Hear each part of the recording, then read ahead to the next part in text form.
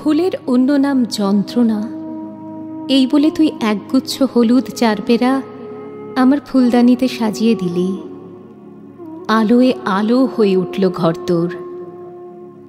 যন্ত্রণাগুলিকে বাঁচিয়ে রাখার জন্য রোজ তাতে জল দিই, তাদের জলে ভেজা নরম ডাঁটি ছেটে দিই। যন্ত্রণাগুলি একটু একটু করে ছোট হতে থাকে।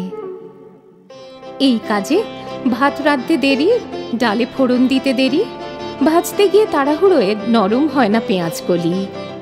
আমার অফিস যেতে দেরি, খাতাপত্র লাল দাগে ভরে ওঠে, ডাল ভাতের জীবন ফুঁড়ে রক্ত ফুটে ওঠে। তবু আমি ফুলগুলিকে বাঁচাতে চাই। প্রতিদিন একটু একটু করে ফুলগুলির হলুদ রং ফিকে হয়ে আসে।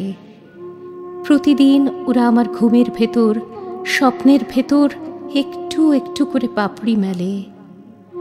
স্বপ্নের সাদা কালো রাত জুড়ে ফুটে থাকে হলুদ ফুল ক্ষেত। আমার ফুলগুলি ম্লান হয়, স্বপ্নের ফুলেরাও মিলেমিশে একাকার হয়। আমি আর তাদের পাপড়ি দেখতে পাই না।